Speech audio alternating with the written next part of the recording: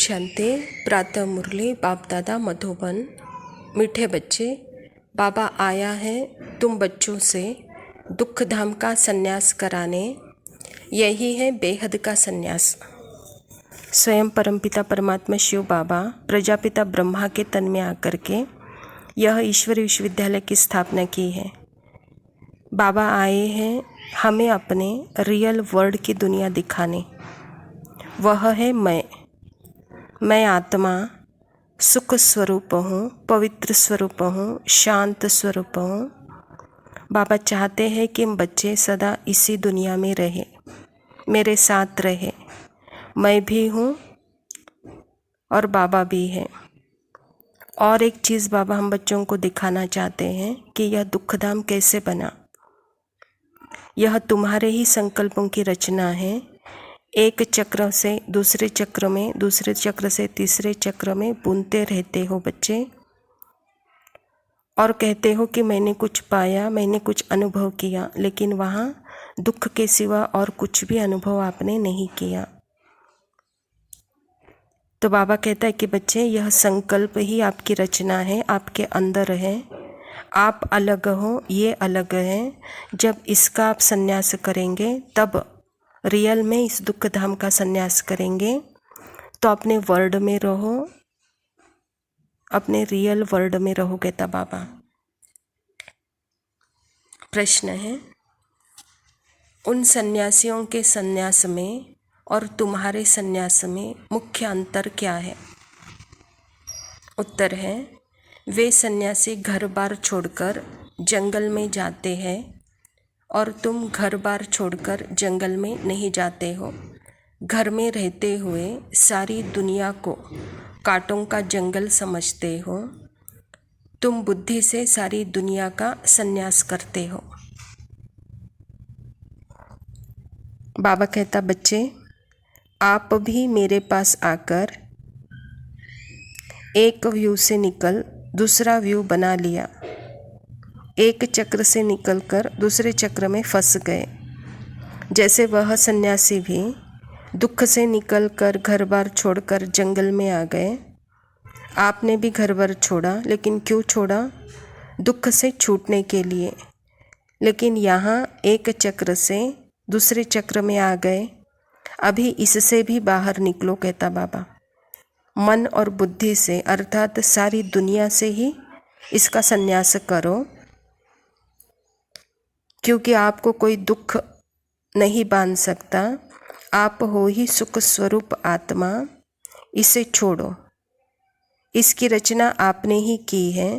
जैसे सागर में ऊंची लहर उड़ती है तो सागर उसे डरता नहीं, उसे छोड़ देता है। ऐसे संकल्पों से आप रचना करते हो और अंदर ही अंदर उसे डरते हो। अब उसे छोड़ो तो वह अपने आप ही शांत हो जाएंगे। आप हो ही शांत स्वरूप। तो इसको ही बाबा कहता है कि बच्चे यह बेहद का संन्यास है।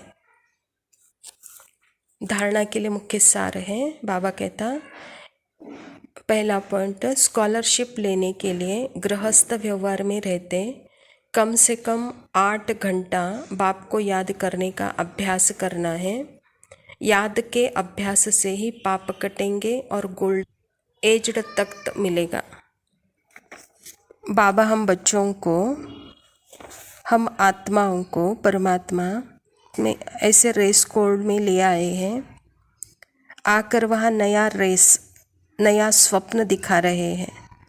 जैसे लौकिक माँ बाप भी अपने बच्चों को स्वप्न दिखाते हैं, वैसे ही परमात्मा पिता भी हम बच्चों को एक स्वप्न दिखा रहे हैं। एक नई रेस, सच्चाई की रेस, यथार्थता की रेस सिखा रहे हैं। बच्चे आप अपने स्मृति स्वरूप होकर रहो और मुझे याद करो, और कम से कम यह याद का चार्ट 8 घंटे का हो, कहता बाबा।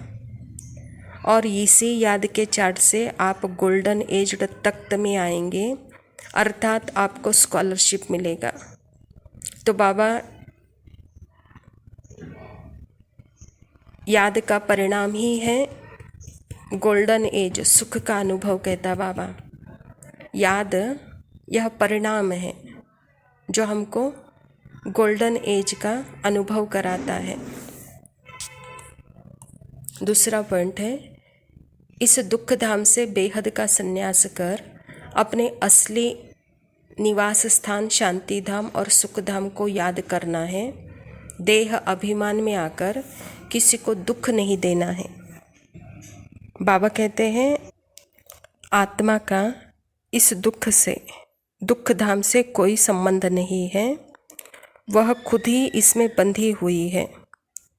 कोई भी कितना भी बड़ा दुख देने के लिए आया, लेकिन यह तो एक जैसे नाटक है। सुख धाम के बाद दुख धाम, जैसे रात के बाद दिन, तो आत्मा भी इस मीठे नाटक में बंधायमान है।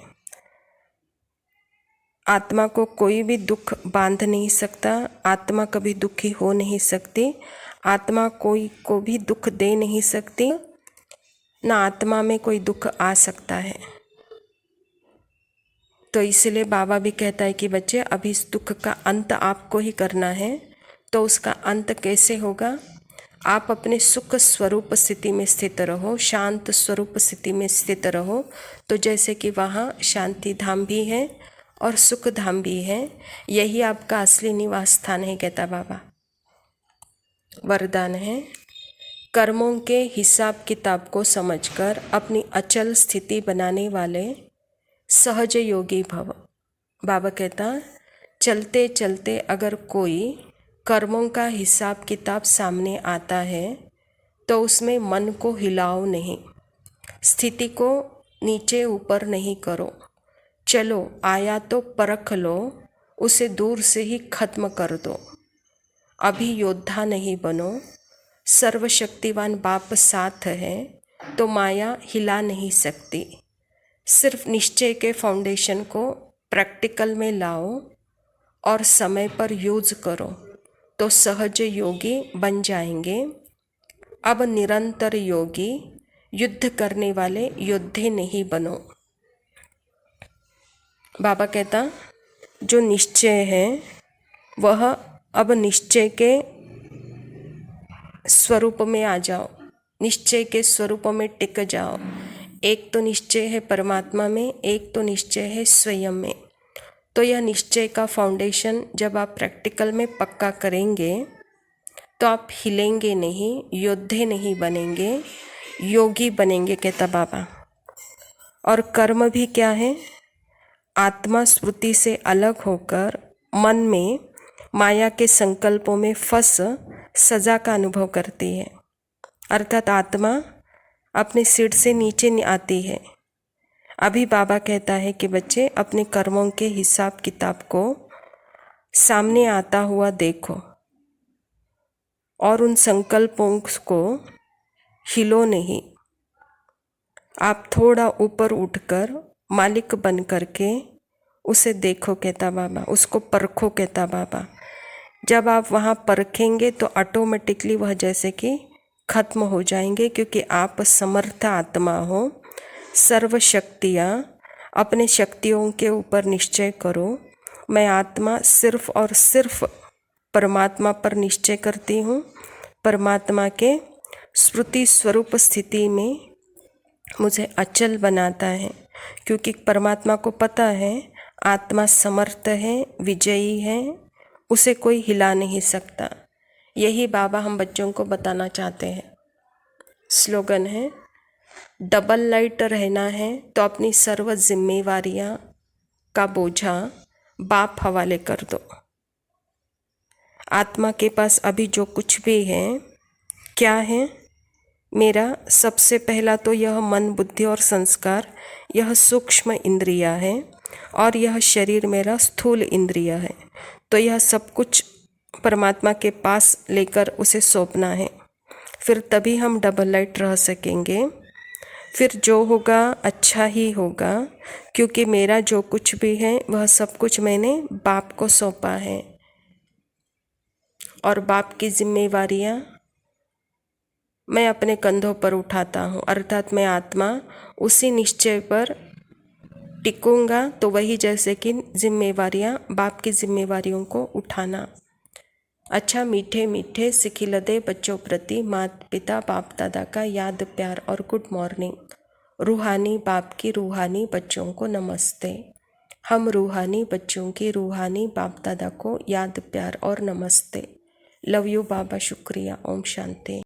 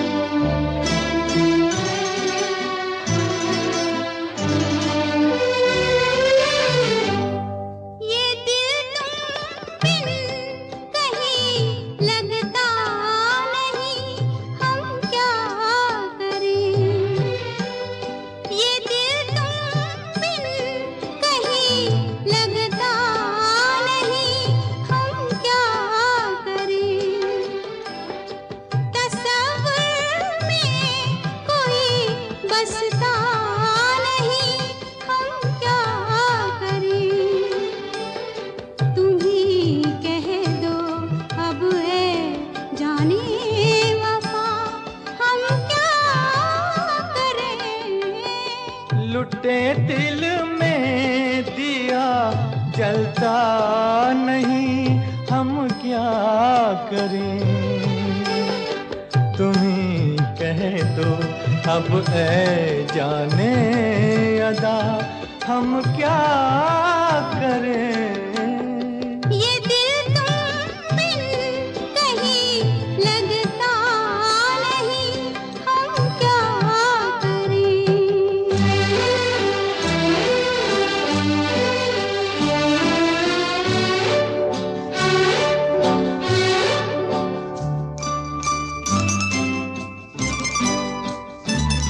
किसी के दिल में बस के दिल को तड़पाना नहीं अच्छा। किसी के दिल में बस के दिल को तड़पाना नहीं अच्छा। निगाहों को झलक दे दे के छुप जाना